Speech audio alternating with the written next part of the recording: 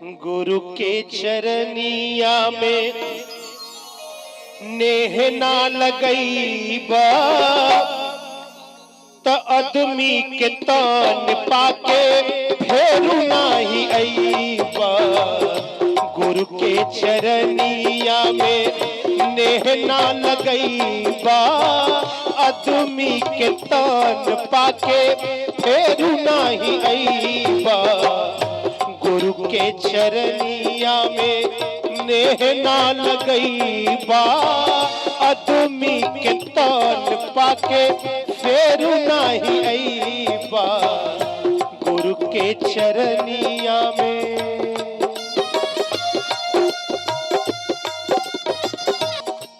गुरु के चरनिया में हरे गुरु के चरनिया में नेह ना लगई बा आदमी के तान पाके फेरू नाही अईबा। गुरु के चरनिया में नेह ना लगई बा आदमी के तान पाके फेरू नाही अईबा। गुरु के चरनिया में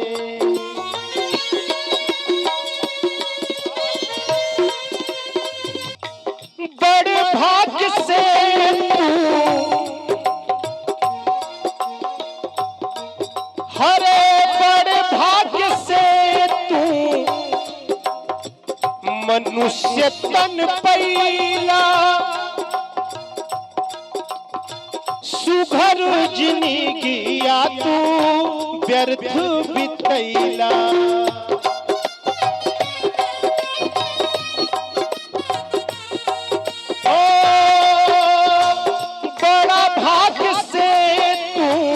मनुष्य तन पैला सुघर जिंदगिया तू व्यर्थ बितैला। हरे मौका न मिली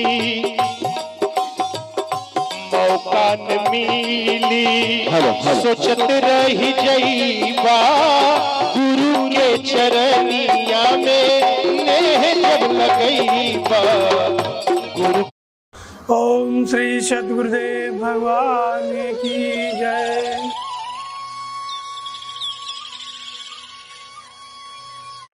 कल महाशिवरात्रि है तो आज भगवान शंकर के ऊपर चर्चा करेंगे। शिवरात्रि क्या है, भगवान शंकर का क्या स्वरूप है। काशी नगरी है भगवान शंकर की, तीनों लोकों से न्यारी है। और भगवान शिव आदि योगेश्वर आदि सदगुरु है भगवान शंकर। पृथ्वी पर योग सुलभ कराया भगवान शिव ने।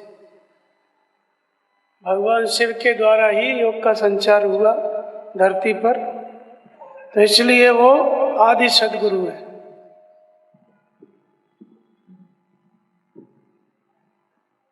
और शिव सच्चिदानंद। जब चित्त सत्य से संयुक्त हो जाता है तो तीसरी वस्तु सत धन चित्त धन बराबर आनंद, आनंद प्राप्त होता है। जब हमारा चित्त सबों से सिमट के सत्य से संयुक्त हो जाता है। भगवान शिव पहले भगवान शिव की तरह नहीं थे। भागवत में एक कथानक है कि भगवान शिव पहले सबके रूप में थे। पार्वती ने उनको हिलाया डुलाया सचेत किया और भजन में बैठाया। आहिस्ते आहिस्ते शिव भगवान शिव हो गए। पहले सबके रूप में थे। तो पार्वती जी जब शिव को भजन में बैठाती थी तो कभी कभी शिव चले जाएं आकाश में, नृत्य लोक की विभूतियों के साथ कला करने लगे, क्रीड़ा करने लगे। पार्वती ने देखा कि शंकर जी तो ध्यान में है ही नहीं, शरीर बैठा हुआ है। तो फिर मृत्यु लोक की स्त्रियों को तलवार से काट के गिरा के फिर शंकर जी को खींच के लाती थी, फिर ध्यान में बिठाती थी। और ऐसे शिव जो है शिव तत्व में स्थित हो गए, सबसे शिव हो गए। ये कथानक है, कहानी है। आपको लग सकता है कि कहानी क्या सही होती है। कहानी भले सही नहीं हो, लेकिन कहानी के अंदर जो सत्य है, वास्तविकता है, वो मनुष्य के अंतःकरण की घटना है। प्रत्येक मनुष्य के जीवन की कहानी है। पुराण जो लिखे गए, इतिहास और पुराण में फर्क है। इतिहास वो होता है कि जो घटना घटती है पेपर में निकलती है, फिर उसको लोग फेंक देते हैं। और पुराण की जो बातें लिखी हैं पुराण में, वो इतिहास नहीं है, वो सत्य होता है जो 24 घंटे घटता है। एक एक कहानी 24 घंटे घट रही है। अब इसको समझने के लिए साधना करनी पड़ेगी कि पुराण के जो कथानक हैं वो कैसे हमारे भीतर है।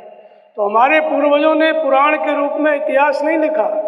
इतिहास का संकेत भी थोड़ा बहुत है, पूर्व काल के राजा महाराजाओं के नाम हैं, वो अपनी जगह पर है, लेकिन उन कहानियों के द्वारा मनुष्य के हृदय में किस तरह से घटता है, ये घटना घटती है अंतःकरण में, आध्यात्मिक घटना, उसका चित्रण अनेक कहानियों के माध्यम से ऋषियों मुनियों ने किया। चाहे वो राजा की कहानी हो, ऋषि मुनि की कहानी हो, गंगा जमुना सरस्वती की कहानी हो, ऐसे अनेक कहानियों से हमारा पुराण भरा पड़ा है। तो पुराण में ये कहानी भी क्या एक सत्य की ओर इशारा करती है। सब के रूप में थे शिव और बाद में भगवान शिव हो गए, भगवान शिव हो गए। क्या है इसका रहस्य? अंगद रावण संवाद में आप देखेंगे, रामचरितमानस में तुलसीदास जी कहते हैं कि कौल कामवश कृपिन विमूढ़ा, अति दरिद्र अजति अति बूढ़ा, और सदा लोभरत संतत क्रोधी, विष्णु विमुख श्रुति संत विरोधी, तन पोषक निंदक अग खानी, और जीवत सब सम 14 प्राणी।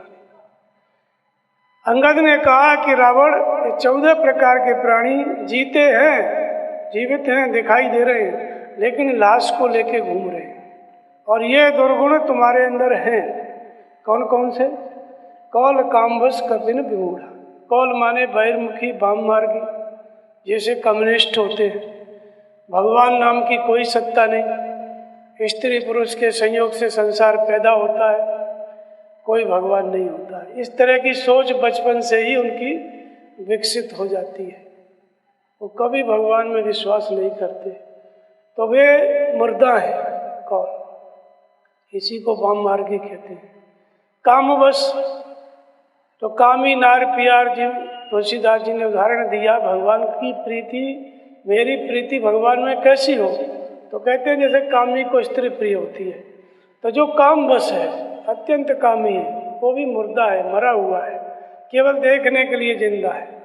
तो कौल कामवश कृपिन विमूढ़ा। कृपिन का मतलब सब कुछ है, भरा पड़ा है, कोई कमी नहीं है, लेकिन देता नहीं है किसी को, दान नहीं देता है।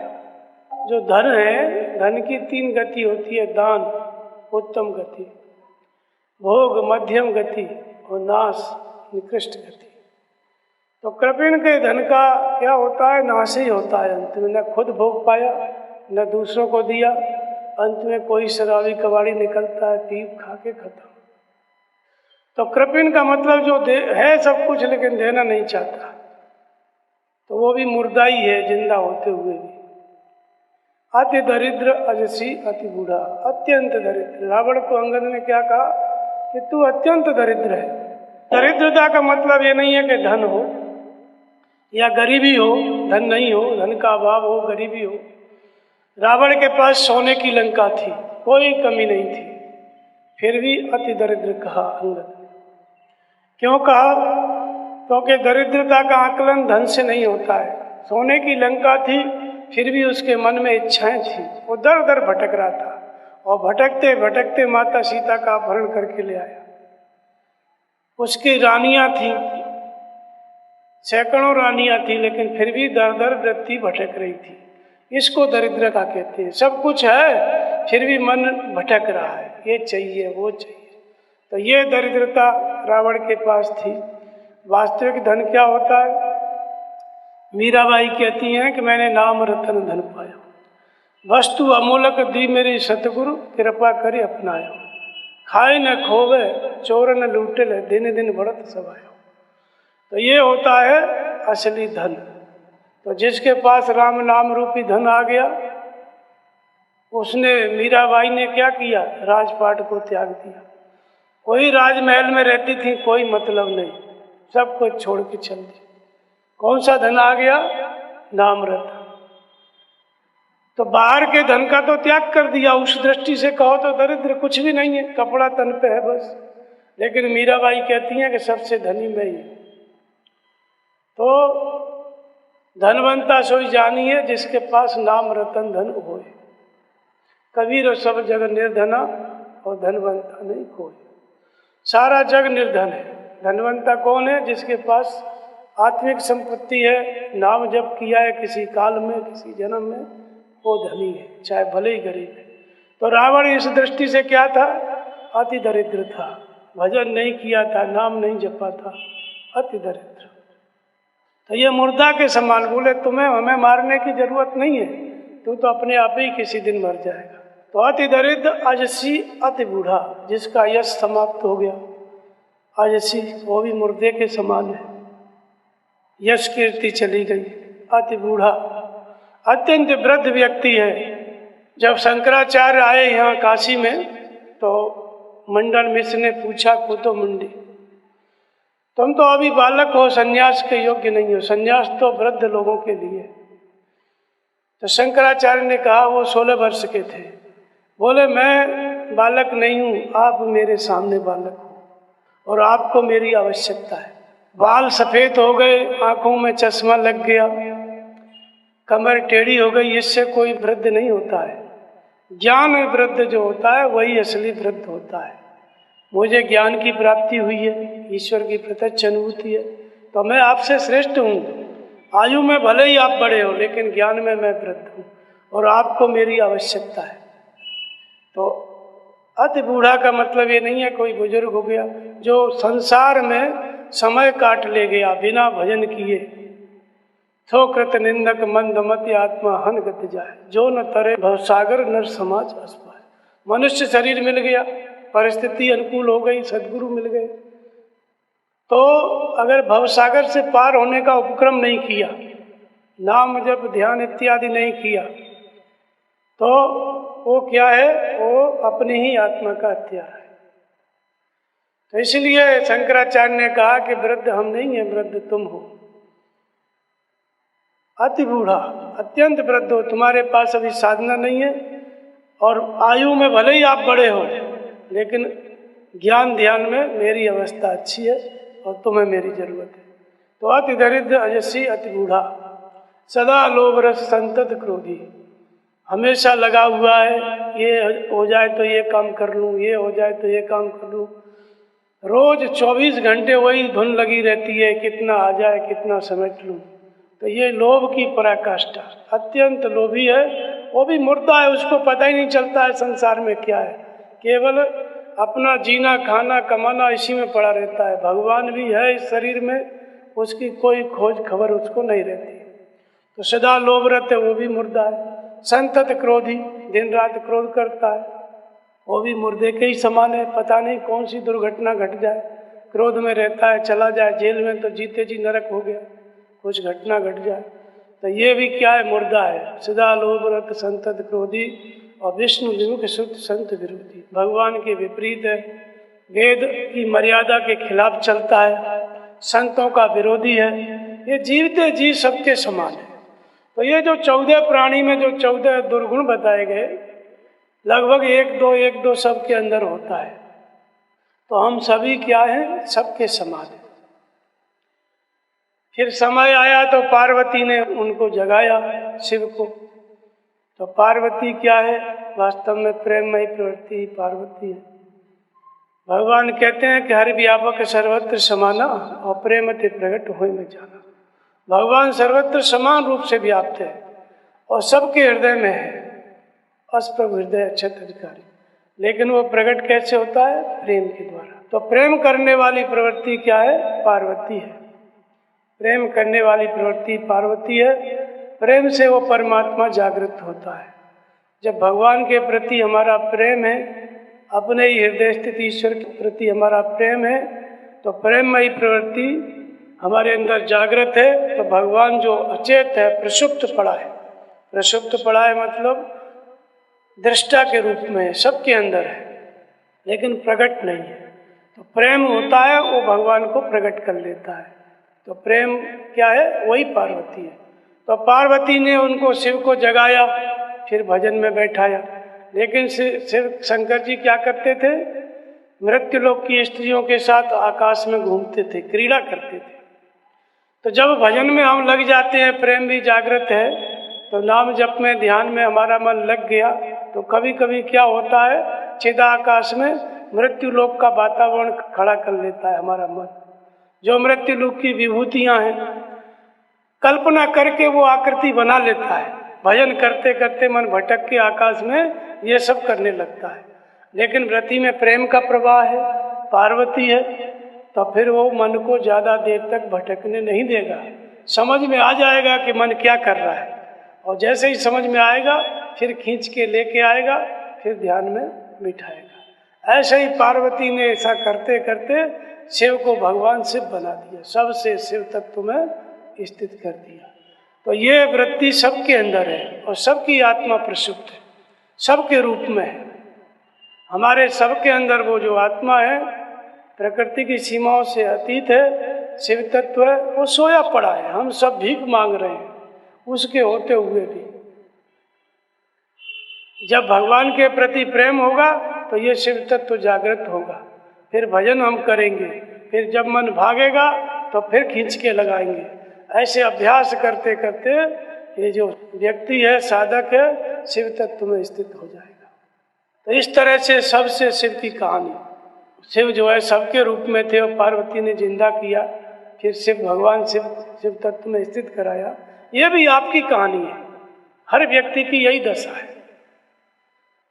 इसके बाद आगे जो भगवान शंकर की कहानी, फिर आगे कहते हैं, भगवान कृष्ण कहते हैं कि वो परमात्मा किस तरह से है कि उपद्रष्टा हनुमंता भर्ता भोक्ता च महेश्वर परमात्मेति चाप्युक्तो देहे अस्मिन् पुरुष पर।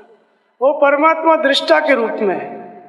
जैसे लाइट जल रही है, चाहे सत्संग सुनो चाहे गाना सुनो, लाइट से कोई मतलब नहीं है। ऐसे ही वो परमात्मा आपके सबके हृदय में दृष्टा के रूप में है। आप अच्छा करो बुरा करो, भगवान रोक टोक नहीं करेगा। तो ये जो अच्छा बुरा आदमी करता है और कह देता है कि सब भगवान करा रहा है, ये भगवान नहीं कराता है। तो कराता कौन है? तो फिरत सदा माया कर प्रेरा और काल कर्म स्वभाव गुण गिरा। ये माया की प्रेरणा से करता है। कोई भी काम करता है, बुद्धि निश्चय करती है, तो देख करके सुन करके निश्चय करती है, और फिर शरीर वहाँ चल के जाता है, उस काम को करता है, पाप करे चाहे पुण्य करे। तो कार्य के पीछे कारण क्या है? हमारी कामना, हमारी वासना। भगवान करता नहीं है। तो अच्छा हो जाए तो हमने किया, बुरा हो जाए तो भगवान ने किया। ये लोगों का ऐसा बन गया है सोचने का तरीका। लेकिन भगवान करता नहीं है। तो करता कौन है? माया कर प्रेरा।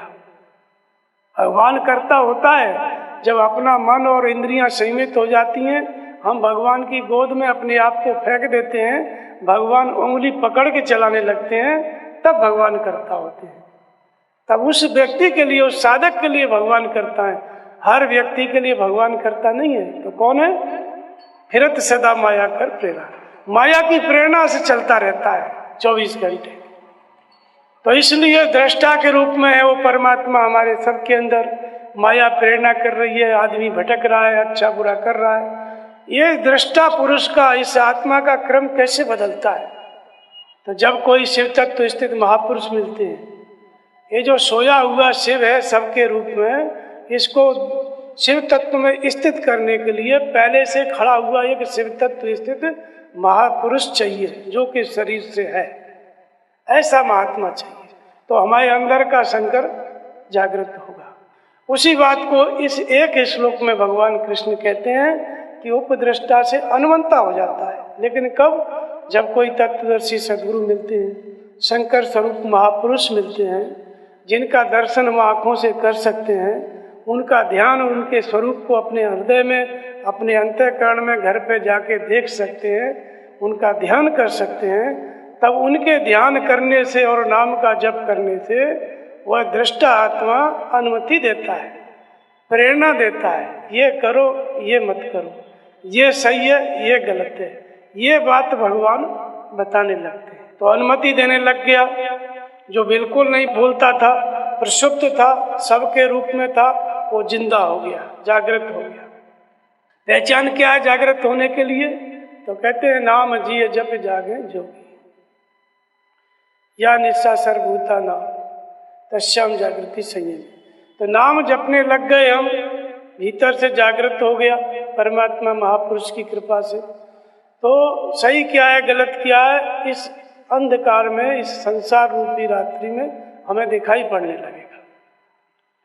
जब पता चलने लगे कि ये गलत है, ये सही है, भगवान अनुमति देने लगे अंग फड़कन के द्वारा, स्वप्न के द्वारा, सुषुप्ति के ध्यान के द्वारा, ये सब माध्यम से भगवान बताने लगते हैं, तो हम समझने लगते हैं उनकी बात, उस अनुमति के अनुसार चलने लगते हैं, नाम जपने लगते हैं, ध्यान करने लगते हैं, तो वही पुरुष अनुमंता से भरता हो जाता है, भरण पोषण करने लगता है, पालन करने लगता है, योग क्षेम करने लगता है। भगवान कृष्ण कहते हैं अनन्याश्चिंति अंतो माम ये जना पर्युपास्ते तेषां नित्य अभियुक्ता नाम योगक्षेमम भाम्यम। योगक्षेम का मतलब है, योग माने मिलन, जीवात्मा से परमात्मा का मिलन। जब तक हमारा जीवात्मा हम परमात्मा से मिल नहीं जाते, चाहे जितना जन्म लगे, योग नहीं हो जाता पूरा, तब तक क्षेम का मतलब है इस शरीर की देखभाल करना, भजन कराना, हमें क्या आवश्यकता है वो पूरी व्यवस्था करना। जो इष्ट रथी हैं हृदय से, भगवान जो पालन कर रहे हैं विष्णु के रूप में, उनका काम होता है। भगवान जो चाहते हैं वो साधक जो चाहता है वो नहीं होता है। भर्ता की स्थिति में, अनुमंता में वो मनमानी कर सकता है, लेकिन जब भर्ता का स्तर आ गया, इसी को विष्णु कहते हैं, अनुमंता में ब्रह्मा होता है। तो पालन का मतलब है जिसमें साधक का हित है वो भगवान करेंगे, हम जो चाहेंगे वो नहीं होगा। इसी को तुलसीदास जी कहते हैं कि राम कीन चाहे सोई हुई, करे अन्यथा अस नहीं हुई। जो भगवान चाहते हैं वो होता है। इस स्थिति में आ गया तब, पहले ही लोग कहने लगते हैं भगवान ने करा दिया बुरा अच्छा, पहले वाली में नहीं। सदगुरु मिल गए, अनुमति देने लगे, फिर आगे बढ़ा, इतना आगे बढ़ा कि भगवान बागडोर अपने हाथ में ले लिए, मन को पकड़ के चलाने लगे, भजन करने लगे। इस अवस्था में भगवान कर्ता हो जाते हैं। फिर नारद जी इस अवस्था में थे, देवर्षि नारद, सहज विमल मन लाग समाधि, ध्यान और समाधि की अवस्था थी। और उस अवस्था में उनको इच्छा हुई विवाह करने के लिए। इच्छा हुई तो विवाह करना चाहते थे। नारद जी भगवान के पास गए, वो जो राजकुमारी को देखा, विश्व मोहिनी को, तो मन में आ गया, इच्छा हो गई कि इसी से विवाह करें, जो इससे विवाह करेगा वही अमर हो जाएगा। उसके हाथ में लिखा था जो पहले से अमर होगा वो इससे विवाह करेगा। और नारद जी को समझ में आया कि विवाह करके हम अमर हो जाएंगे। तो इस तरह से वो चले गए। भगवान सब समझ गए कि जबरदस्ती चला जा रहा है दूसरे मार्ग पे, तो भगवान ने बंदर का मुंह पकड़ा दिया। वो जो कन्या थी उसने वरमाला नहीं डाला। नारद जी जहाँ बैठे थे पूरी दिशा छोड़ दिया। जे देश बैठे नारद फूली, सोते दिश न विलो की भूली। देखा ही नहीं उधर। जो उनके साथ दूसरे राजा बैठे थे वो भी चले गए। अंत में भगवान आए, लेके चले गए। वो तो भगवान की माया थी विश्व में। क्रोध में आके श्राप दिया भगवान को। बाद में जब माया हटी तब हरि माया दूर निवारी, नहीं तहाँ रमा न राजकुमारी। तब फिर नारद जी गिड़गिड़ाने लगे, प्रार्थना करने लगे। भगवान ने कहा कि आपकी कोई गलती नहीं, मम इच्छा के दीन दयाला। मैं चाहता था कि तुम्हारे अंदर कुछ हो रहा है अहंकार, तो उसको दूर कर दो। ये सब चीजें तब घटी जब कामदेव आए नारद जी के पास उनकी समाधि विचलित करने के लिए। विचलित नहीं कर पाए, गले में फूलों की माला डाल के चले गए। तो जिता काम अहमित मन माही। नारद जी के मन में अहंकार हो गया कि मैंने काम को जीत लिया। शंकर जी ने जीत रखा है, मैंने भी जीत लिया। इसी बात को समझाने के लिए भगवान ने ये माया रची। और फिर भगवान ने बचा लिया। वनवास हुआ तो भगवान विलाप कर रहे थे सीता जी के वियोग में, तो नारद जी को लगा कि मैंने श्राप दिया, आप विलाप कर रहे हैं, इनकी पत्नी खो गई हैं, जरा जाके मिलूं। भगवान तो प्रसन्नता से बैठे थे, बैठे परम प्रसन्न कपला, लेकिन नारद जी को लगा कि दुखी होके बैठे, तो पूछ बैठे कि जब विवाह में चाहो कि ना प्रभु के कारण करने दीना, मैं तो विवाह करना चाहता था, आपने क्यों नहीं करने दिया। भगवान ने कहा कि भजन जी मोह तज सकल भरोसा, और करऊं सदा तिनकी रखवाली, और जिम बालक राखे मैं तारी। जो संपूर्ण भरोसा त्याग करके मेरा भजन करते हैं समर्पित भाव से, मैं उनकी रखवाली ऐसे करता हूँ जैसे माता बच्चे की करती है। पर ये जो साधारण माता है वो तो बच्चे को नहीं जान पाएगी दीवार के पास उस पार लड़का क्या कर रहा है, आग से खेल रहा है, शराब पकड़ रहा है या करंट का तार पकड़ रहा है, नहीं देख सकते। भगवान चारों तरफ देखते हैं, दीवार के उस पार भी देखते हैं, जमीन के नीचे भी देखते हैं, कोई स्थान नहीं जहाँ भगवान की दृष्टि नहीं। तो भगवान ऐसे रक्षा करते हैं। तब नारद जी को पता चला कि इस कोटि के भक्तों में मैं भी था। तो इसलिए भगवान ने कहा कि ये माया संपूर्ण दुखों की खान है, और ताते कीन निवारण मुनि में अस जी जान, इसलिए मैंने निवारण कर दिया। आप जबरदस्ती चले जा रहे थे, मैंने उठा के अलग कर दिया। तो ये बात भगवान की नारद जी को समझ में आई, समर्पित हो गए, फिर भगवान की प्राप्ति कर ली। तो ये अवस्था थी नारद जी की। इसको पालन का स्तर कहते हैं, इसी को विष्णु का स्तर कहते हैं। अनुमति दे रहा है तो वो ब्रह्मा का स्तर है। तो ये विष्णु के स्तर में भगवान पालन करते हैं और यहीं पे भगवान कर्ता होते हैं। इसके पहले अनंता में ब्रह्मा का स्तर है, भगवान वहाँ भी बता रहे हैं, मार्गदर्शन करते हैं, लेकिन साधक इधर उधर हो सकता है। इस स्तर में चाह कर भी नष्ट नहीं हो सकता, ये विष्णु का स्तर है। इसी स्तर में भजन चलते रहता है, आगे बढ़ता है साधक। तो उपद्रष्टा, अनुमंता, भर्ता, भोक्ता, महेश्वर आगे चलता है तो क्या हो जाता है, भोक्ता और महेश्वर। जो कुछ नाम जप ध्यान कर रहा है साधक, जो कुछ उससे बन पड़ा, वो सब भगवान के प्रति समर्पित कर देता है।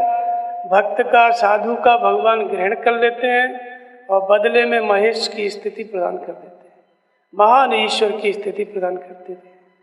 तो इस तरह से महान ईश्वर भाव को प्राप्त हो जाता है, महेश्वर की स्थिति वाला हो जाता है, शंकर की स्थिति वाला हो जाता है। और परमात्मेति चाप्युक्तो देहि अस्मिन् पुरुषः। इस प्रकार इस शरीर में रहते हुए, इस संसार में रहते हुए भी वो परमात्मा सब कुछ देखते करते हुए भी पर है, परे है इस शरीर से। यानी भगवान की प्राप्ति हो जाती है, तब उस अवस्था का ज्ञान होता है कि कैसे जीवात्मा परमात्मा है। तो आरंभ में सबके रूप में, फिर अनुमति देने लग गया तो जागृत हो गया, फिर पालन करने लग गया, फिर भजन चिंतन जो कुछ बन पड़ा तपस्या वो भगवान स्वीकार कर लिए, बदले में महेश की स्थिति दे दी, प्रकृति का स्वामी हो गया, मालिक हो गया। इस अवस्था के बाद फिर परमात्मा को प्राप्त करके परमात्मा ही हो जाता है। तो ये इस तरह से ये सबसे शिव तत्व में स्थित होने वाली बात इसमें भी भगवान ने बताई, गीता में भी। और आगे फिर शंकर जी क्या हैं, शंकर जी कहा गया है इनको, वंदे बोधमयम नित्यम गुरुम शंकर रूपिणम।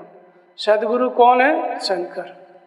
यमाश्रितो वक्रोपि चंद्र सर्वत्र बंधते, जिनके आश्रित होकर के जिनके मस्तक पर टेढ़ा चंद्रमा भी बंधनी होता है। तो शंकाओं से परे स्वरूप की स्थिति मिल गई, वही महापुरुष, वो शंकर है। ऐसे महापुरुष के पास हमारा सबका मन टेढ़ा है, मन चला गया, समर्पित हो गया, तो उनका ध्यान करते करते भले ही कितना भी टेढ़ा मन है, वाल्मीकि की तरह, अंगुलीमाल की तरह, एक दिन आता है कि वाल्मीकि भय ब्रह्म समाना, वो टेढ़ा मन भी बंधनी हो जाता है। लेकिन ऐसे महापुरुष के प्रति हम समर्पित होता तो बोधमय, जिनको परम सत्य का बोध है, ऐसे महापुरुष जो शरीर से दिखाई देते हैं, आंखों से देख सकते हैं, वो इस धरती पे कौन है, शंकर है, शिव तत्वनिष्ठ। शंकराचार्य से पूछा क्या पूजनीय हो, तो उन्होंने कहा शिव तत्वनिष्ठा। फिर रामचरितमानस में तुलसीदास जी ने कहा कि सुकृत संभुतन विमल विभूति, और मंजुल मंगल मोद प्रसूति। पुण्यात्मा शंकर के शरीर में जो निर्मल विभूति पाई जाती है वो गुरु महाराज के चरणों की देन है। तो एक तो शंकर होते हैं पुण्य और पाप से परे, और एक सुकृत शंभु। सुकृति शंभु क्या है, पुण्यात्मा शंकर क्या है, उसमें आप सभी आते हैं। जैसे अभी 500 का नोट है वो भी नोट है, 10 रुपये का नोट भी नोट है, सामान दोनों से अलग अलग आएगा। ऐसे ही पुण्यात्मा शंकर मतलब आज का पुण्यात्मा शंकर कल भविष्य में अनेक जन्म संसिद्धि तत्व याति परम गति। वो गुरु महाराज जो पहले से शिव तत्व में स्थित सदगुरु हैं, उनकी कृपा से विभूति प्राप्त करके पुण्य और पाप दोनों से परे होता है। तो सुकृति संभ मतलब जो आप लोग हम लोग सभी महापुरुष की सेवा में लगते हैं, भजन करते हैं, ये पुण्यात्मा शंकर है। भजन करते करते फिर गुरु का ध्यान करते करते उसको भी निर्मल विभूति प्राप्त हो जाती है। तो जो पुण्यात्मा शंकर था वो भी शिव तत्व में स्थित हो जाता है। तो गुरु कभी शिष्य नहीं बनाता है, गुरु गुरु ही बनाता है। ऐसी विद्या जागृत कर देता है कि शिष्य अपने गुरुत्व को प्राप्त कर ले। तो पुण्यात्मा वो है जो भजन आरंभ किया है। पुण्य और पाप से परे वो शिव है जो महापुरुष शिव तत्व में स्थित होकर बैठे हुए हैं। तो ये बात भी तुलसीदास जी ने बताई शंकर जी के संबंध में। इसके बाद शंकर जी के बारे में आता है कि वे ज्योतिर्लिंग और शिवलिंग। ये ज्योतिर्लिंग और शिवलिंग क्या है? ज्योतिर्लिंग क्या है? लिंग वाले चिन्ह होता है, स्त्रियों के चिन्ह पाए जाते हैं, स्त्रीलिंग कहते हैं। पुरुष के चिन्ह पाए जाते हैं, उसको पुरुष लिंग कहते हैं। नपुंसक के चिन्ह पाए गए तो नपुंसक लिंग। ये 2-3 प्रकार की उपाधियां संसार में हैं मनुष्य जाति में। लेकिन भगवान क्या है, परमात्मा क्या है, शिव क्या है? प्रकृति की सीमाओं से अतीत है, असीम तत्व है इसकी, इसलिए उस परमात्मा का एक नाम क्या है? शिव। और वो कैसा है शिव? ज्योति सामपि तज्ज्योति तमस पर मुच्यते ज्ञानम ज्ञेयम ज्ञानगम्यम हृदय सर्वस्य विष्टतम। वो ज्योतियों का भी परम ज्योति है, सहज प्रकाश स्वरूप है।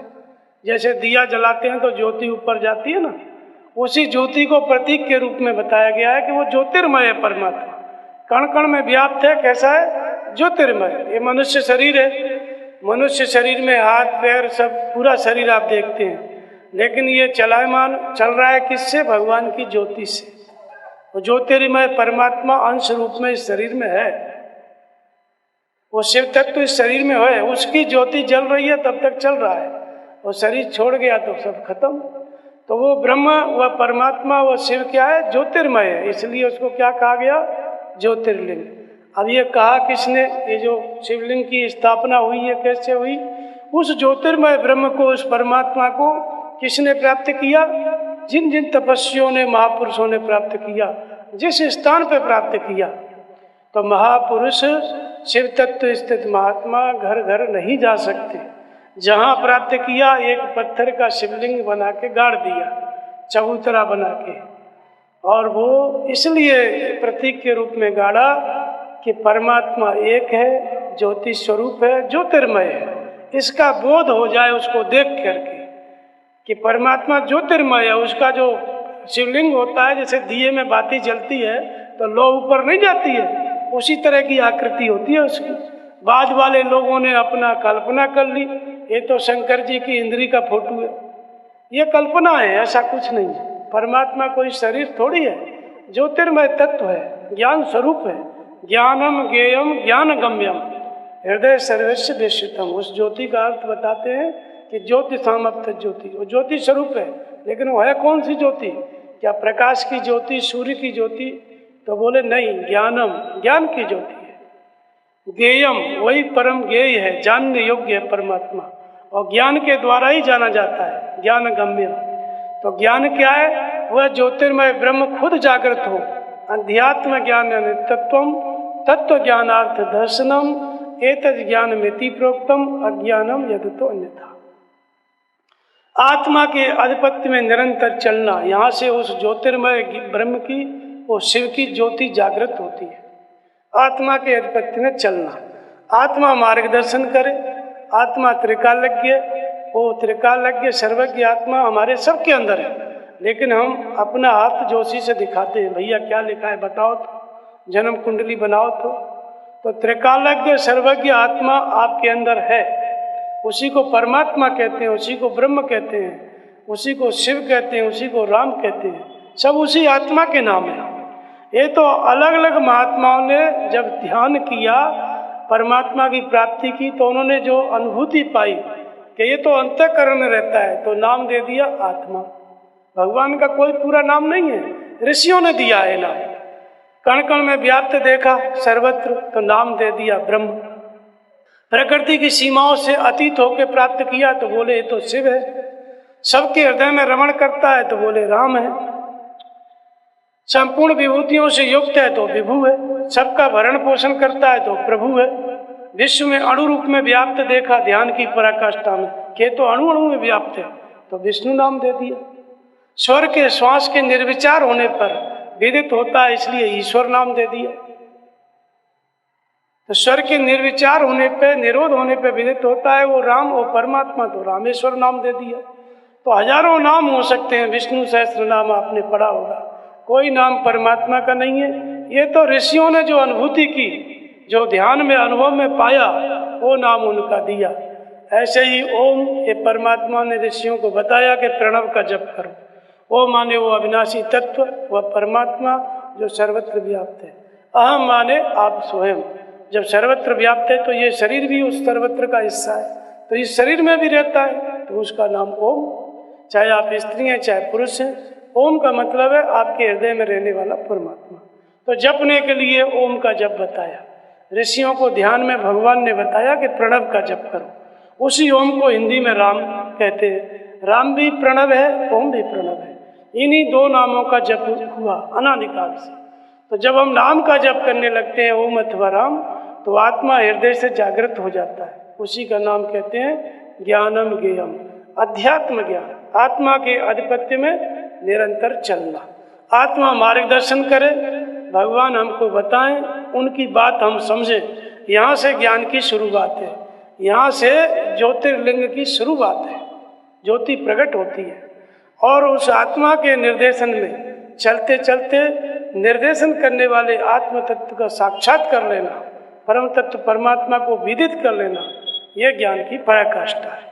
विदित कर लिया तो ज्योति स्वरूप जो ब्रह्म था, जो शिव था, उसको प्राप्त कर लिया, शिवलिंग हो गया। जिसने पाया वो खुद शिवलिंग हो गया।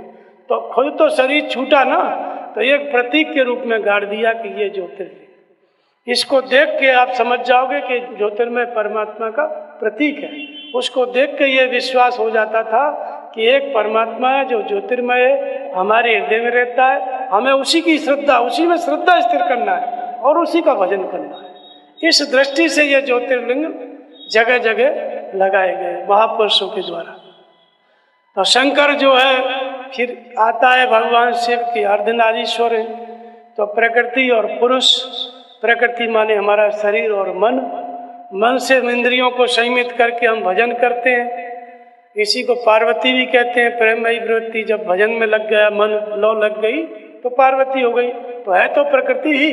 जब तक कुछ भी हलचल है, चाहे हम नाम जपें चाहे संसार का चिंतन करें, वो प्रकृति है। नाम जपने वाली प्रकृति को भक्ति कहते हैं, संसार का चिंतन करने वाली प्रकृति को माया कहते हैं। लेकिन वे दोनों काम इस शरीर से होते हैं। तो नाम जपते करते, ध्यान करते करते परम तत्व को पा लिया तो प्रकृति पुरुषत्व में विलीन हो गई। तो जो शंकर है वो पार्वती, जो पार्वती है वो शंकर, प्रकृति पुरुषत्व में परिवर्तित हो गई, विलीन हो गई। दोनों का एक रूप हो गया अर्धनारीश्वर। प्रकृति और परमात्मा संयुक्त हो गए। तो भगवान शिव का एक नाम क्या है? अर्धनारीश्वर। इसके बाद आती है शिवरात्रि। तो शिवरात्रि की कहानी आपने सुनी होगी। उसमें यह है कि माता पार्वती का जन्म हुआ हिमाचल के यहाँ। तो नारद जी आए, उनका हाथ देखे और कहा कि इसके तो बड़े चमत्कार होंगे। आपकी कन्या, इसका नाम होगा अम्बा, अम्बा, अंबिका, भवानी इत्यादि नामों से इसकी पूजा होगी, सारे जगत में विख्यात होगी। ये सब इसके अंदर गुण हैं, 2-4 अवगुण हैं, उनको भी आप सुन लो। तो अवगुण का नाम आया नारद जी ने बताया तो दोनों जन सुनने लगे, माता पिता। तो कहा कि जोगी जटिल अकाम मन, नगन अमंगल भेष, अस स्वामी एकौ मिले परि हस्त असरे। इसके लिए जो पति मिलेगा वो दिगंबर होगा, जटाधारी होगा, अकाम, काम वासना उसके पास होगी नहीं, अमंगल धारक भेष, संसार के लोग देखेंगे तो अमंगल लगेगा देखने में, तो जट नगन अमंगल भेष और अस स्वामी, ऐसा पति इसको मिलेगा। सब लोग बड़े उदास हो गए, दोनों माता पिता। बोले इससे तो हमारी लड़की कुंवारी रहे, और ऐसे लड़के के साथ शादी हम नहीं करेंगे जिसको कोई माया मोह नहीं है, भले ही कुंवारी रह जाए। तब नारद जी ने कहा कि चिंता करने की बात नहीं है, जो जो वर के दोष बखाने, वो सो सब सिपाही में अनुमाने, और जो विवाह शंकर सम हुई, तो दोषों गुण सम कह सब कोई। इसके अंदर जो जो दोष लिखे हैं इसके हाथ में, मैंने अनुमान किया है कि वो शंकर जी में है, और इसका विवाह शंकर जी से हो जाता है तो इसके दोष भी गुण हो जाएंगे। तो उनको थोड़ा सांत्वना मिली, और इतने में वो पार्वती जी ने देख लिया सपना देखा। नारद जी चले गए हाथ देख के, सब गुण और दोष बता के, और रात को सपना देखा पार्वती ने, माता पार्वती ने। क्या देखा? सुनो मात में दीख हस सपन सुनावो तोय, और सुंदर गौर सो विप्रवर अस उपदेश मोय। मैंने सपना देखा है माता। क्या देखा है? बोले दो ब्राह्मण आए, गोरे स्वरूप के, जनेऊ धारण किए हुए, और मुझको बोला कि तपस्या करो, यहाँ घर पे क्या पड़ी हो, तपस्या करो, शिव की प्राप्ति होगी। ब्राह्मण सपने में आके चले गए, माता जी को सपना सुनाया, नारद जी को सुनाया। नारद जी ने कहा कान में कि चुपचाप जंगल का रास्ता पकड़ ले, इनके चक्कर में मत रहे, नहीं ये नहीं जाने देंगे। बस वही मन में बैठ गया। नारद जी ने उपदेश दे ही दिया था, जाओ तपस्या करो। जब माता पिता परेशान होने लगे तो नारद जी ऊपरे मन से कहने लगे कि समझा लो, रोक लो, कोई बात नहीं है, अगर मान जाए। और भीतर कह दिए कि जाओ तपस्या करो। गुरुओं का, महापुरुषों का ऐसा ही काम होता है। तो फिर जो है तपस्या करने लग गई। तपस्या की तो ऐसी तपस्या की कि अस तप काउन कीन भवानी, भय अनेक धीर मुनि ज्ञानी।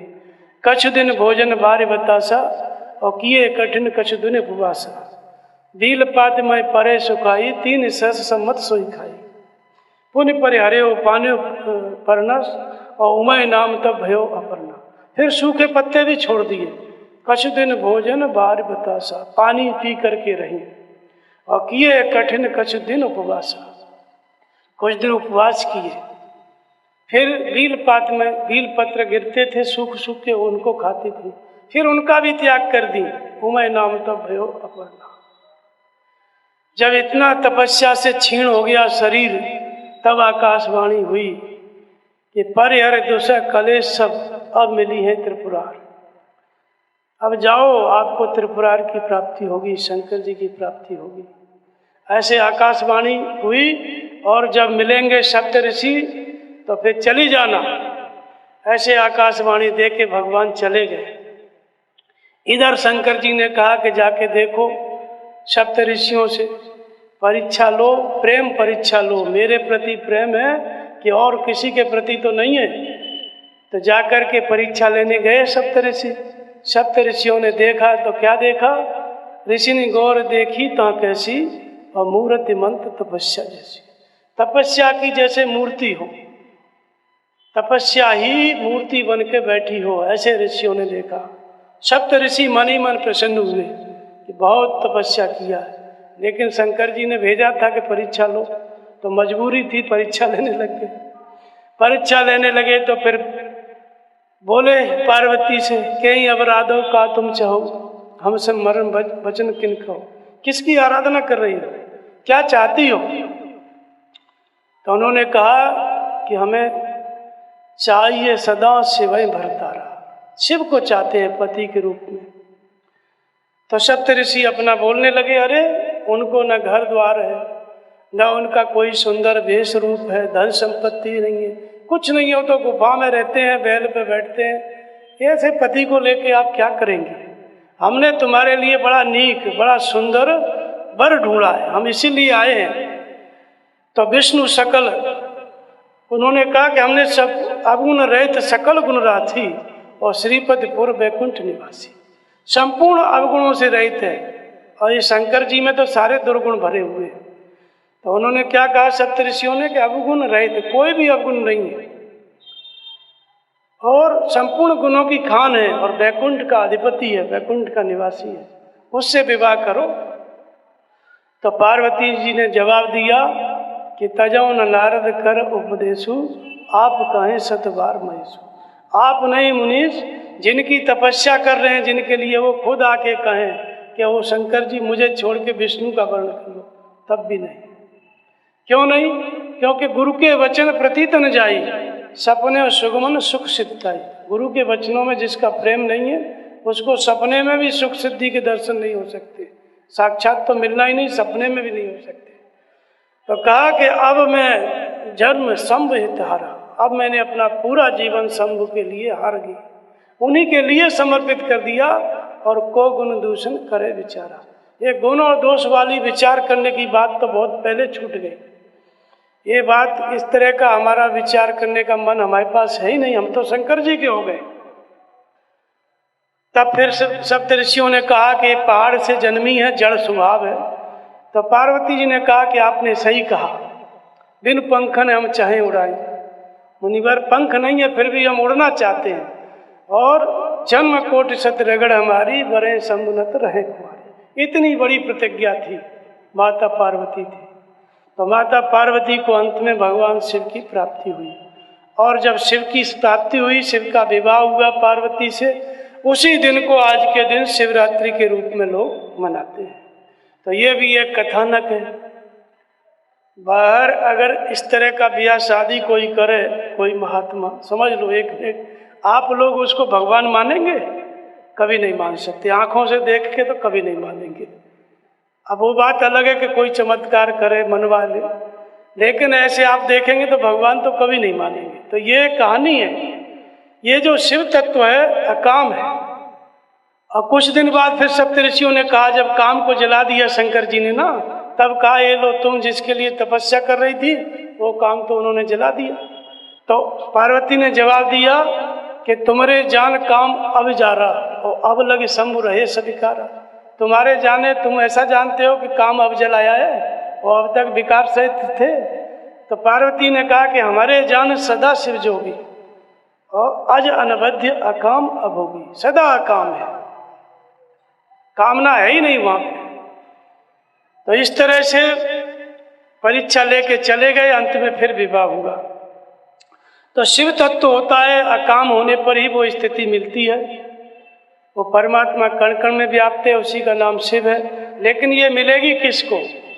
तो हमारे पास क्या है? मनुष्य शरीर है। भगवान कहते हैं तुलसीदास जी रामचरितमानस में कि बड़े भाग्य मानुष तन पावा, सुर दुर्लभ सद ग्रंथन गावा। क्या विशेषता है इसकी?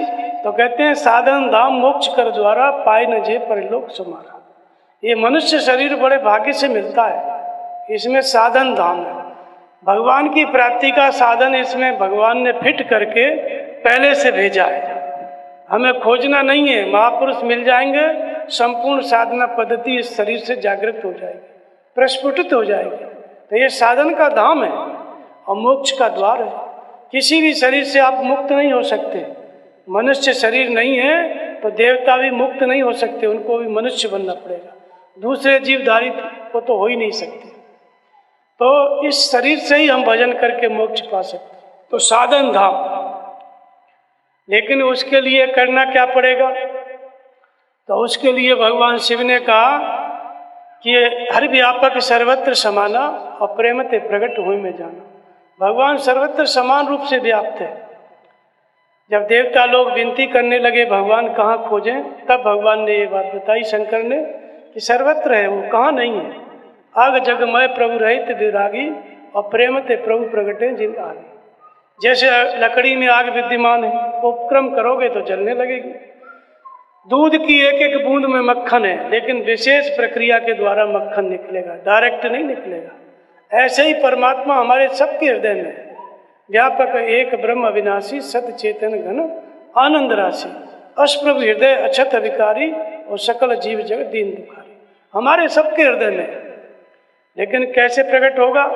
तो कहते हैं नाम निरूपण नाम यतन से सो प्रकट जी मूल रतन से। भगवान शिव ने कहा कि प्रेम से प्रकट होगा। हमने प्रेम किया है और प्रकट किया है, तो प्रेम कैसे होगा? प्रेम से भगवान प्रकट होगा तो प्रेम कैसे होगा? उसी प्रेममयी प्रवृत्ति को पार्वती कहते हैं। जिस प्रवृत्ति से, जिस विधि से प्रेम होता है उसी का नाम पार्वती है। तो प्रेम किस विधि से होता है? नाम जप के द्वारा। संसार में जो आसक्ति होती है, लगाव होता है, किसी का किसी व्यक्ति या वस्तु से प्रेम होता है तो वो क्या करता है? बार बार देखता है या बार बार सुनता है।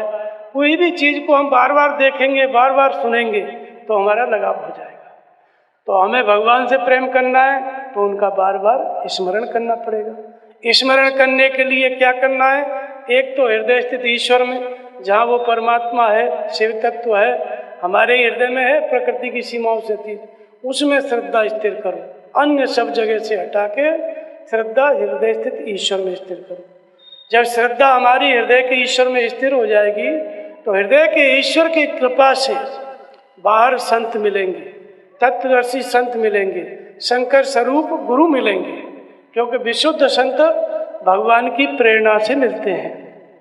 संत विशुद्ध मिले पर ते ही राम कृपा कर चितवा जे। राम की सीधी कृपा होती है तब वो भगवान संत को खोज के दे देते हैं। भगवान राम ही कृपा कब करेंगे, क्यों करेंगे? तो कहते हैं मन क्रम वचन छोड़ चतुराई और भजत कृपा करिए रघुराई। मन क्रम वचन से सब चतुराई छोड़ो, हृदय के ईश्वर को मानना शुरू करो। भगवान कृपा करेंगे, सदगुरु प्रदान कर देंगे। सदगुरु जब प्रदान करेंगे तो सदगुरु हमको बताएंगे कि नाम कैसे जपना है, क्योंकि राम नाम में अंतर है और कहीं हीरा है कहीं पत्थर है। नाम जप से परमात्मा प्रकट होता है और नाम जपना हमें कौन बताएगा? सदगुरु बताएंगे। तो सदगुरु कैसे मिलेंगे? जब हमारी श्रद्धा अपने ही हृदय के ईश्वर में, उस शिव तत्व में स्थिर हो जाएगी। तब बाहर देवी देवता भूत प्रेतों से हट करके हृदय के ईश्वर में स्थिर हो जाएगी तो हृदय का ईश्वर प्रेरणा करके सदगुरु मिलाएगा। सदगुरु मिल गए तो सारे भ्रम चले जाएंगे। वो बताएंगे नाम का जप। तो अनादिकाल से दो ही नामों का जप हुआ, ओम और राम। ओम माने ओमित्य का अक्षर ब्रह्म, जो अक्षय ब्रह्म है उसका परिचायक है, उसका संबोधन है। परमात्मा तो अकथ अनामय नामन रूपा, न उसका कोई नाम है न कोई उसका रूप है, क्योंकि नाम रूप तो माता पिता रखते हैं। भगवान का कोई माता पिता नहीं है तो नाम रूप से रहित है। तो ये नाम कहाँ से आए? ऋषियों ने जब सब कुछ छोड़ के ध्यान करना शुरू किया, भगवान के नाम पर सब कुछ छोड़ के चल दिए, तो भगवान ने स्वप्न में अनुभव में बताया प्रणव का जप करो, ओम का जप करो। उसी ओम को कालांतर में हिंदी में उसको राम कहा गया। तो ओम का जप किया और राम शब्द का, ये दो नाम भगवान ने ऋषियों को प्रेरणा करके बताए। तो पूर्व के ऋषियों ने ओम का जप किया प्रणव का, और बाद वालों ने, भगवान शिव ने, हनुमान जी ने राम नाम का जप किया। जो अर्थ ओम का है वही अर्थ राम का है। अमित्य का अक्षर ब्रह्म, अक्षय ब्रह्म का परिचायक है। राम किसका नाम है? राम ब्रह्म व्यापक जग जाना, जो कण कण में ब्रह्म व्याप्त है उसी का नाम राम। दोनों एक ही परमात्मा के संबोधन है और इसी नाम से परमात्मा प्रकट होता है। तो ये जो परमात्मा प्रकट नाम से होता है, तो नाम जप करने वाली जो वृत्ति है उसी का नाम पार्वती है।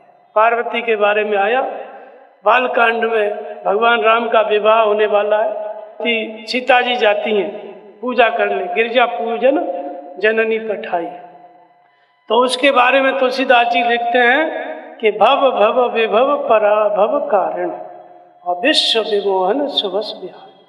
ये चार बातें बताई कि पार्वती क्या है, उसकी परिभाषा दिए, प्रेम कैसे होता है, प्रेम क्या है आखिर। तो भव भव विभव पराभव, संसार से पार करने वाली वृत्ति, प्रेम में ही वृत्ति, वही पार्वती है। और प्रेम से ही परमात्मा प्रकट होता है। तो प्रेम कैसे होता है? वैखरी मध्यमा पश्चंती और परा, चार प्रकार से नाम का जप आप कर ले जाओगे तो परा की पराकाष्ठा में प्रेम परिपक्व होगा और शिव तत्व प्रकट होगा। दोनों घटना एक साथ घटेगी। तो वैखरी से जपो, आरंभ करना है हमको तो वैखरी से ही करना पड़ता है, क्योंकि हमारा जीवन स्तर मानसिक नहीं है, बोलने पर निर्भर है। जब आप किसी को बोलेंगे तभी वो आपकी बात समझेगा। अगर आपके मन में है कुछ और दूसरे को चाहो कि हम मन से मन में समझा दें, तो ये नहीं हो सकता है। आपके मन की बात आप किसी को मन में नहीं बता सकते, महापुरुष बता सकते हैं, लेकिन सामान्य व्यक्ति नहीं।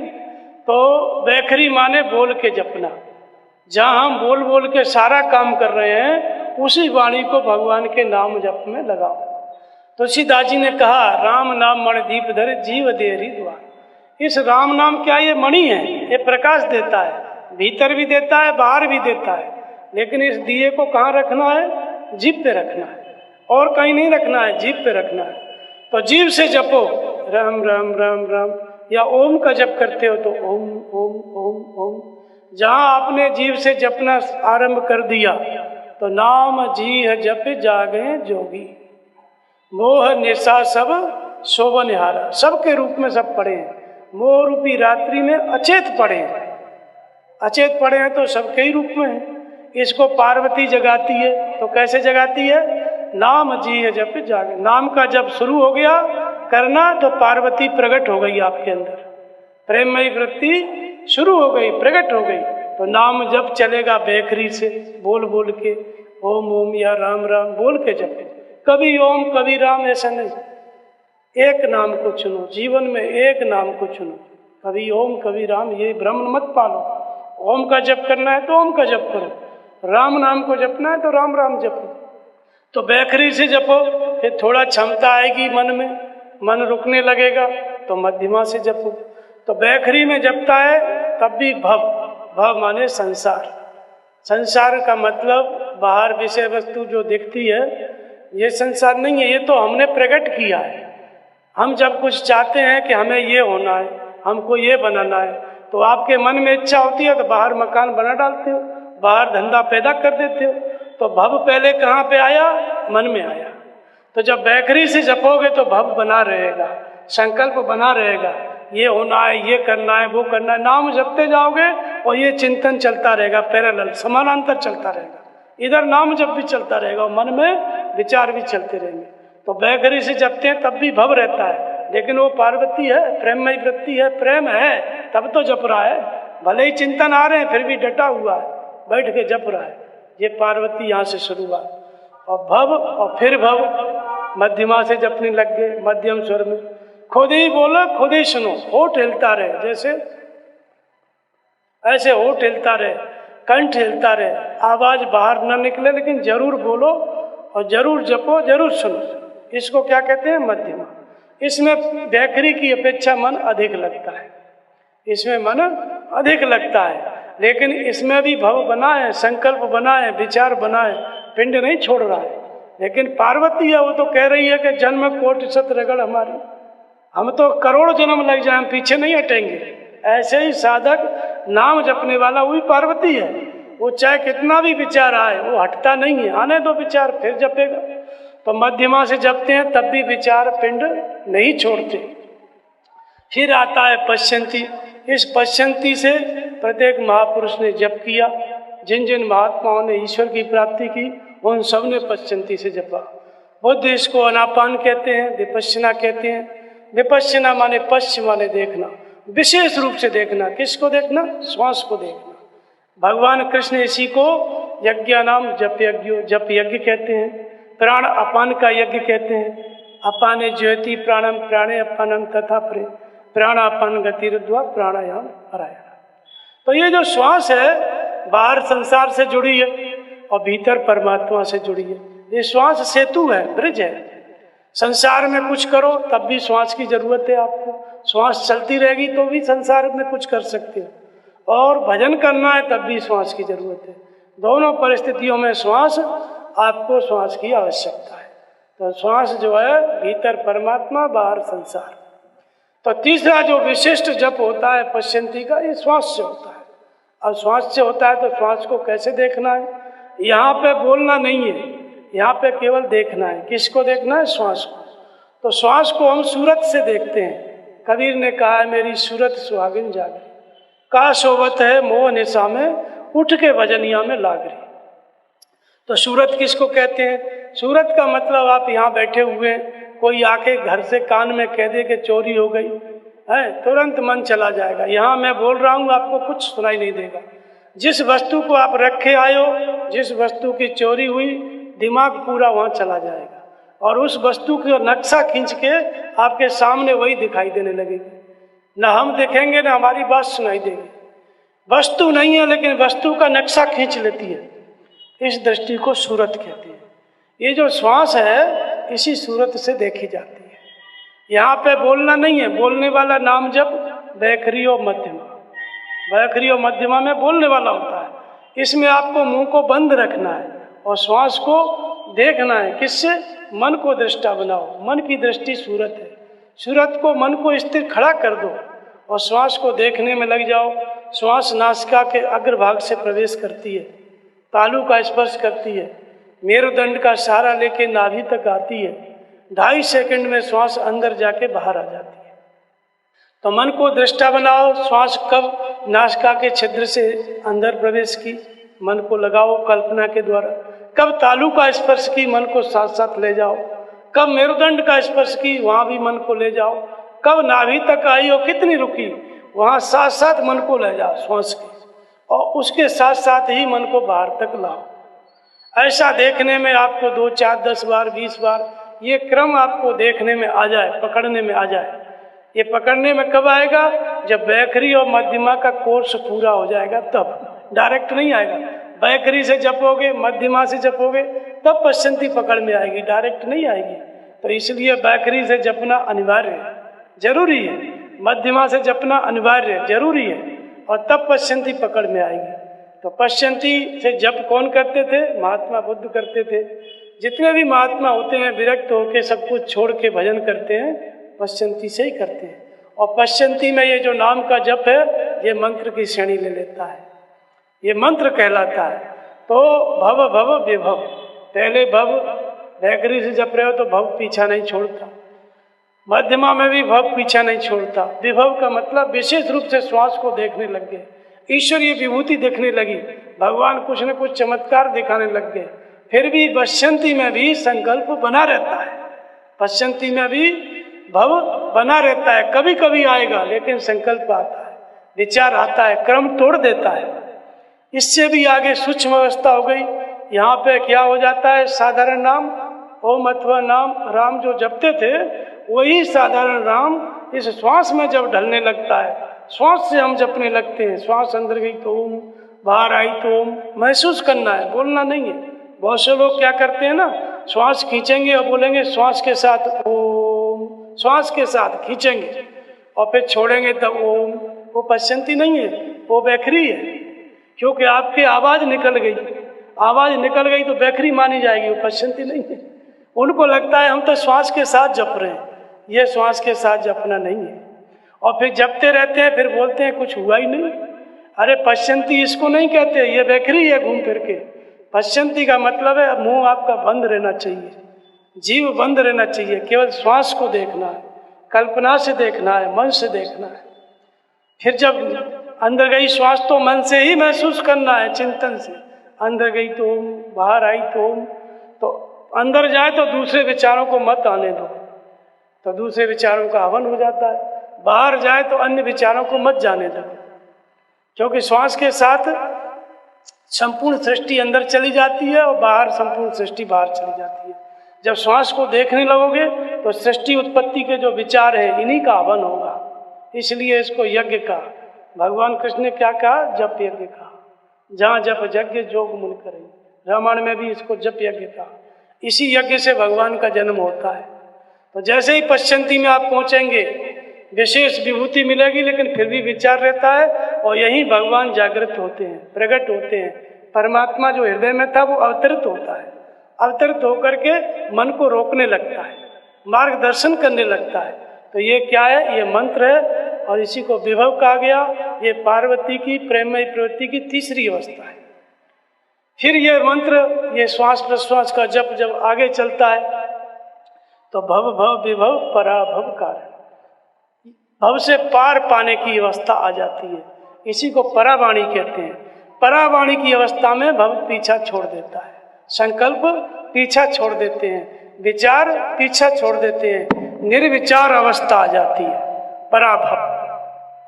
इसी को पार्वती कहते हैं, प्रेममयी प्रवृत्ति। तो नाम जपते जपते पहले मंत्र हुआ, श्वास प्रश्वास में ढल गया तो मंत्र हुआ, और जो श्वास प्रश्वास से हम चलने लगे, जपने लगे, तो धीरे धीरे और सूक्ष्म अवस्था आई, परावाणी की अवस्था। परावाणी किसको कहते हैं? जपे न जपावे अपने से आवे। पार्वती की परिपक्व अवस्था, उसकी तपस्या की पराकाष्ठा, यहाँ आके पार्वती की तपस्या पूर्ण हो जाती है। तो परावाणी का मतलब होता है कि अपने आप चलता है। एक बार सूरत लगा दो, बैखरी में जपना है, मध्यमा में जपना है, पश्चंती में भी श्वास से जपना पड़ रहा है, लेकिन जब श्वास में नाम प्रवाहित हो गया, पश्चंती में क्या कहते हैं? मंत्र, पापों को काटने लगता है। लेकिन परा की परिपक्व अवस्था में क्या हो जाता है? महामंत्र जैन जपे महेश, ये महामंत्र हो जाता है। काशी मुक्त हेतु उपदेश। परावाणी की अवस्था आ गई तो संपूर्ण वृत्तियों का निरोध हो जाता है, और परा की पराकाष्ठा में भगवान की प्राप्ति हो जाती है, शिव तत्व की प्राप्ति हो जाती है। तो इसको क्या कहते हैं? महामंत्र। इसको कौन जपता है? शंकर।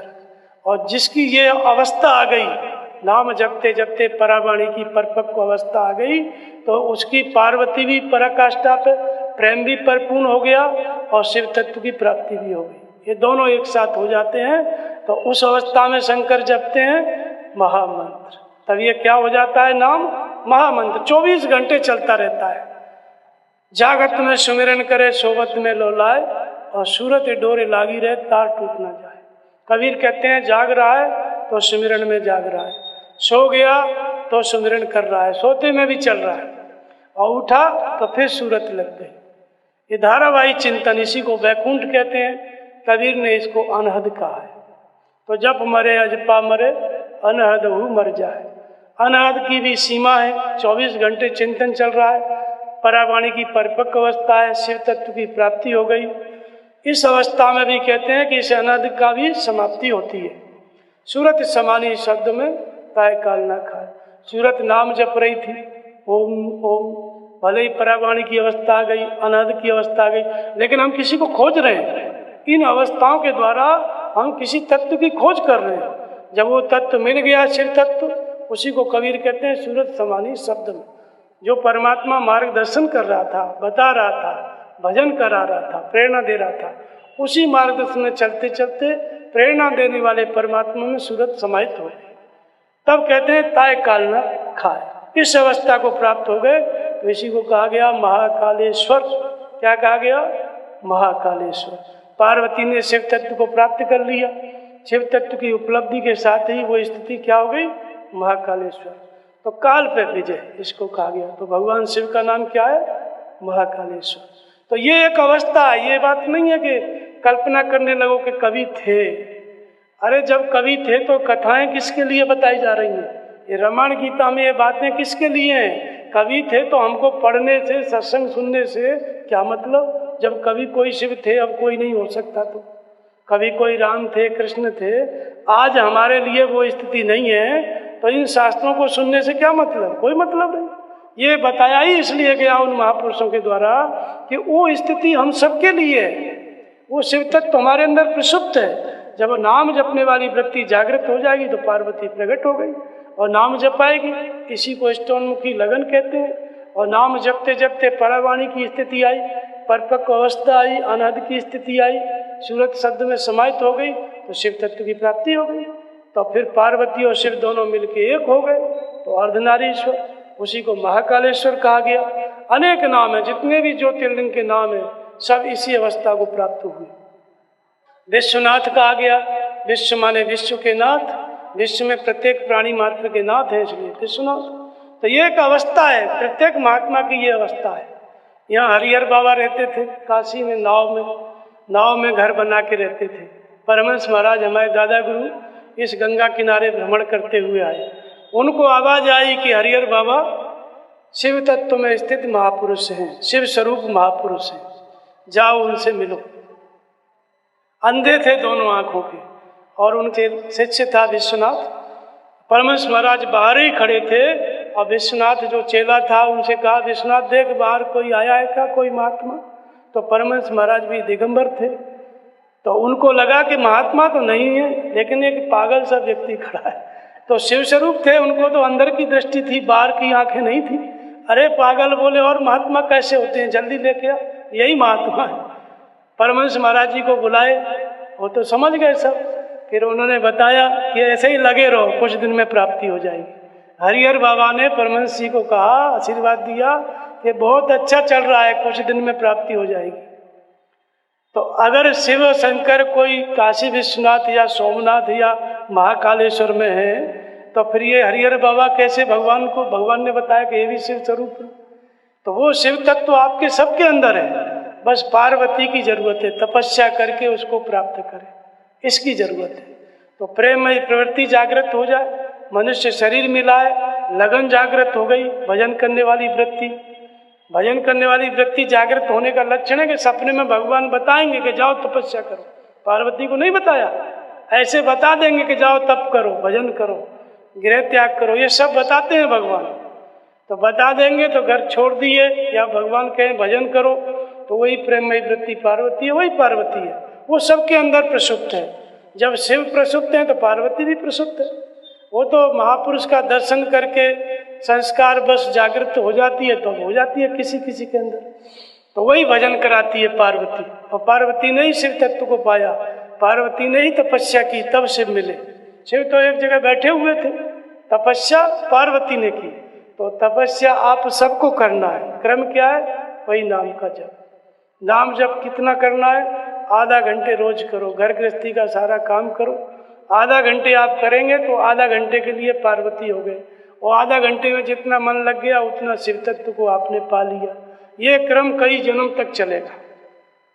भगवान कृष्ण कहते हैं, अनेक जन्म संसिद्धि ततो याति परम गति।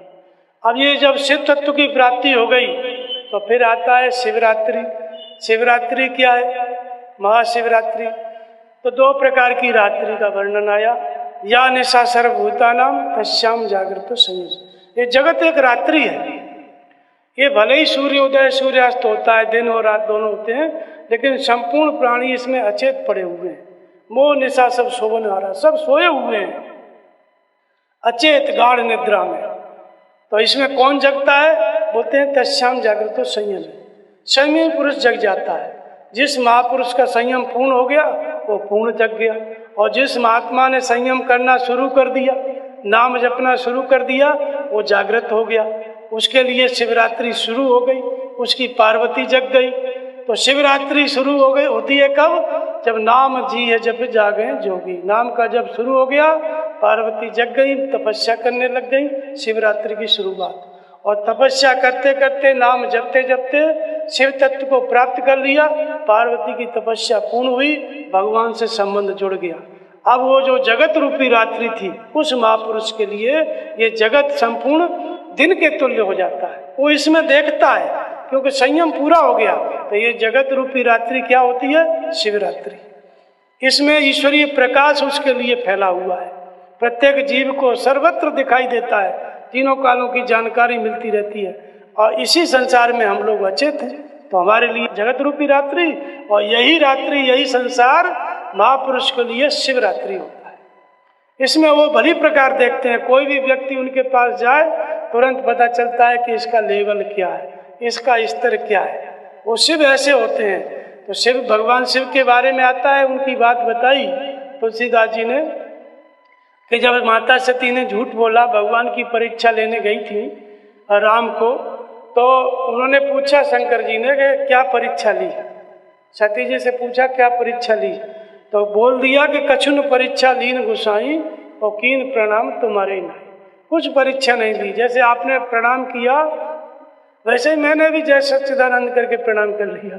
शंकर जी ने सोचा कि इतने उससे गई, उत्साह के साथ गई, और इसने कुछ नहीं लिया परीक्षा, ऐसा तो हो ही नहीं सकता। तब शंकर देखे उधर ध्याना, और सती जो कीन चरित सजाना।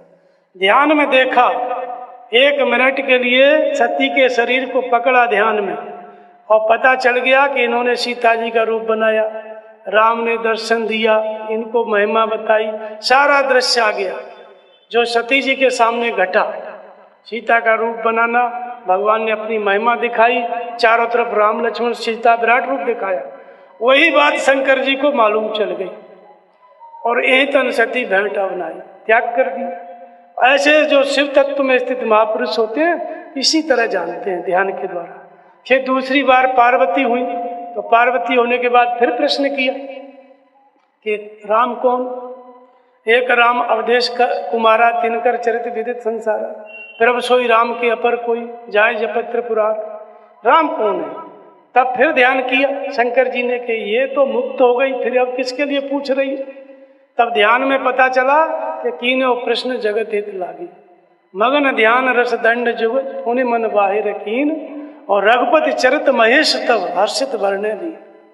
पहले ध्यान किया, परमात्मा का ध्यान किया, और ध्यान में कौन सा रूप आया? श्री रघुनाथ रूप उरावा, हृदय में आ गया उनके इष्ट का भगवान का रूप, परमानंद अमित सुख पावा। जैसे ही ध्यान किए हृदय में रूप आ गया, अनंत आनंद की अनुभूति हुई। पार्वती ने किस लिए प्रश्न पूछा, उसका उत्तर मिल गया कि कीने वो प्रश्न जगत हित लागे। ये तो संसार के लिए इन्होंने किया है। चलो मैं कथा बोल देता हूँ, जगत का कल्याण होगा, इसका कल्याण तो हो चुका है। तो ये है शिवरात्रि, जगत रूपी रात्रि में वो महापुरुष देखता है, वो प्रकाश, उसको प्रकाश मिलता है परमात्मा का। ईशावास्मिदं सर्वम यत् किंचित जगत्याम जगत, संपूर्ण जगत में उसके लिए ईश्वर ही है, जगत कहीं भी नहीं है।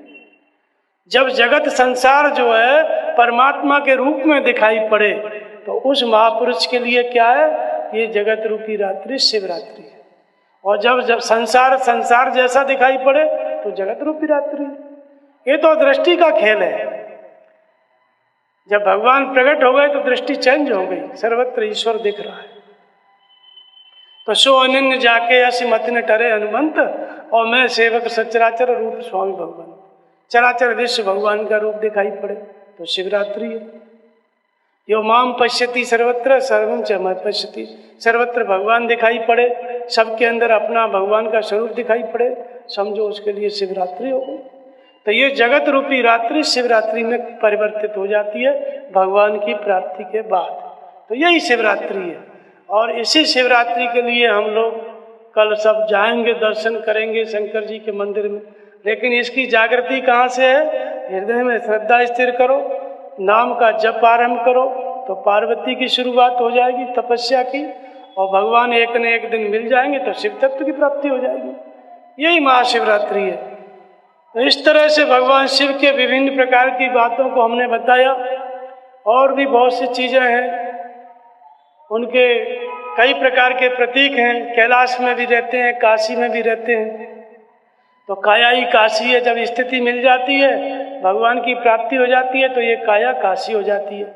महापुरुष के शरीर का दर्शन करने हम जाते हैं ना, उनको आंखों से देख लेते हैं तो मुक्ति जन्म में जान, वहीं से मुक्ति की जागृति होती है। जब तक महापुरुष शरीर से हैं, वो काया काशी है उनकी शरीर, और उनको हमने देख लिया तो मुक्ति की जागृति हो जाती है, मुक्ति का जन्म हो जाता है हमारे हृदय में, मुक्त करने वाली विधि जागृत हो जाती है। तो उनका स्वरूप जो है मुक्ति का जन्म का कारण है। तो मुक्त जन्म में जान, शंभु भगवान जहाँ वास करते हैं, सो काशी से ही कसन, वो काशी कैसे हमको सेवन करने को मिले। तो महापुरुष के स्वरूप का ध्यान कर रहे हैं तो काशी का सेवन कर रहे हैं। आपके अंदर जागृति हो जाएगी तो मुक्ति की जागृति होगी। तो महापुरुष जिस शरीर से रहते हैं उनका वो स्वरूप, वो काया ही काशी है। कैलाश में भी रहते हैं तो केवल्य स्वरूप में स्थित रहते हैं, केवल्य ही कैलाश है। केवल और लय, जो कुछ प्रकृति थी उसका भी विलय कर दिया, जिसकी प्रकृति परमात्मा में विलीन हो गई, वो महापुरुष क्या है? केवल्य रूपी कैलाश। केवल्य पद पर रहते हैं, कैलाश पर्वत पर रहते हैं, इसलिए कैलाश पर रहते हैं।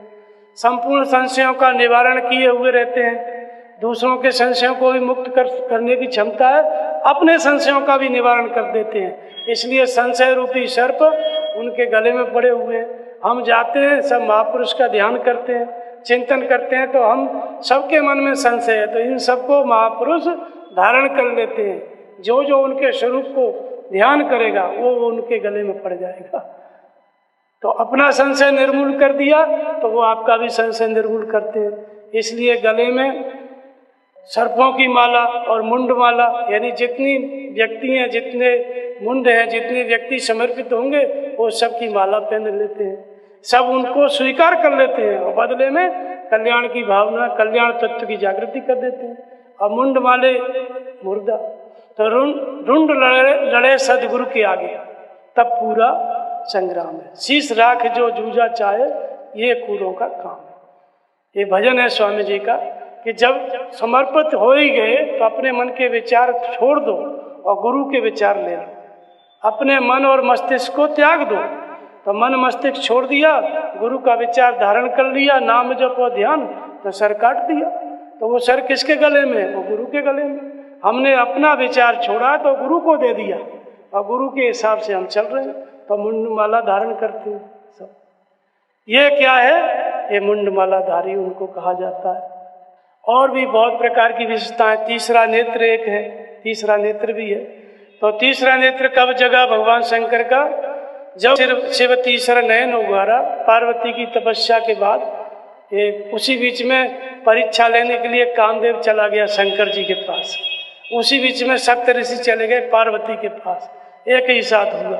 तो कामदेव गया तो पहले डर गया, लेकिन फिर उसने फूलों के धनुष से बाण मारा, शंकर जी की समाधि जगी। तो तब शिव तीसरा नयन उघारा और चित्तवत काम भयो जर छारा, काम जल गया। तो ये काम क्या है? ये काम की मतलब होता है सभी प्रकार के कामनाएं। एक तो काम वासनाएं संसार की भी है, दूसरा अन्य प्रकार की कामनाएं भी होती हैं, लौकिक पारलौकिक। तो जब तीसरा नेत्र का मतलब होता है देव दृष्टि, इसी को विवेक दृष्टि भी कहते हैं। जब अच्छे और बुरे विचार दोनों शांत हो जाते हैं, नाम जपते जपते ध्यान करते करते महापुरुष के स्वरूप का शुभ और अशुभ संकल्प शांत हो जाते हैं, तो फिर भीतर से भगवान बताते हैं, ध्यान में निर्देशन देते हैं, दृश्य आता है। उस मार्गदर्शन के अनुसार उसको हम समझने लगते हैं, भगवान की बात को हम समझने लगते हैं। तो समझने वाली वृत्ति को क्या कहते हैं? विवेक। और विवेक से संयुक्त अनुभव, भगवान की बात को मनन करके हम समझ लेते हैं, तो विवेक दृष्टि हो गई, उसी को तीसरा नेत्र कहते हैं। तो विवेक रूपी लक्ष्मण ने किसका वध किया? मेघनाथ का। मेघनाथ क्या है? काम रूपी मेघनाथ। तो जब विवेक दृष्टि हमारे अंदर जागृत हो जाती है, अर्थात विवेक और कुछ नहीं, भगवान की बात को समझना विवेक है। हृदय में ध्यान में जो दृश्य आ रहे हैं, भगवान बता रहे हैं, उनको झोंका तुम समझ लेना विवेक है। और समझ गया, और भगवान ने बताया कि वासनाएं आ रही हैं, भक्त समझ गया तो आने से पहले ही भस्म कर देगा। ये है तीसरा नेत्र, तीसरी दृष्टि, विवेक दृष्टि इसको कहते हैं। अनुभवों से संयुक्त दृष्टि, जब अनुभव से संयुक्त रहती है हमारी बुद्धि, तो इसको कहते हैं विवेक दृष्टि, इसी को प्रज्ञा कहते हैं। इसके द्वारा क्या होता है? संपूर्ण कामनाएं भस्म होती हैं, काम को जीता जाता है। तो शंकर जी ने काम को जला दिया। तो ये तीसरा नेत्र क्या है? विवेक दृष्टि। अर्थात भगवान बताएं और हम समझें, तभी कामनाओं का नाश होगा। अपने बलबूते से हम कामनाओं को नष्ट नहीं कर सकते। तो ये विवेक दृष्टि क्या है? ये तीसरा नेत्र है, अनुभवों से संयुक्त दृष्टि, भगवान की बात से संयुक्त दृष्टि, इसी को देव दृष्टि भी कहते हैं। देव दृष्टि से भी ये सब भस्म होता है। तो यह तीसरा नेत्र जो होता है, इसके द्वारा कामनाएं समाप्त होती हैं। तो यही सब शंकर जी की विशेषताएं हैं जो मैंने आपको बताई। महाशिवरात्रि इसके बारे में ही बताया। बोलिए श्री सतगुरुदेव भगवान की जय।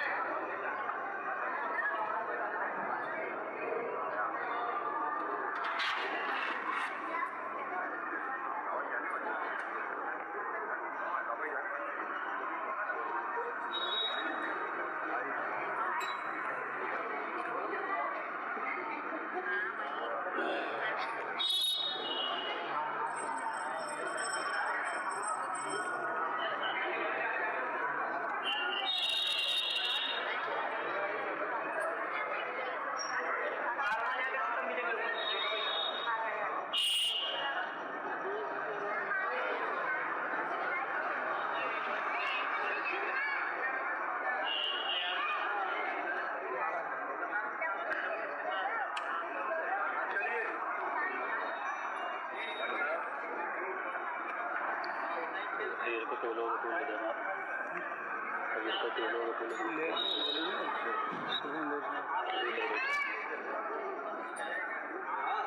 थोड़ा समझने का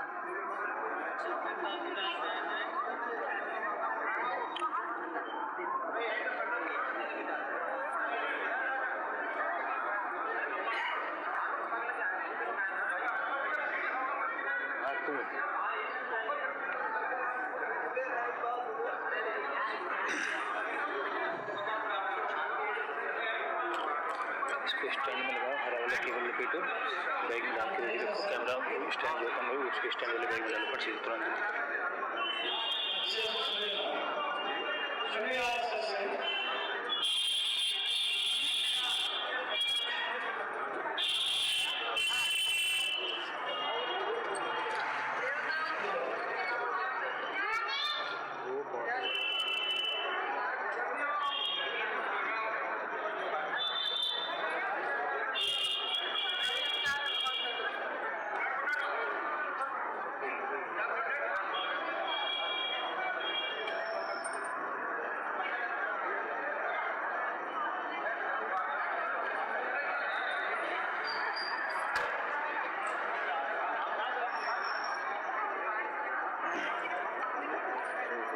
बगल में नहीं झोला है, जाली वाले में तो झोला उसमें डालो।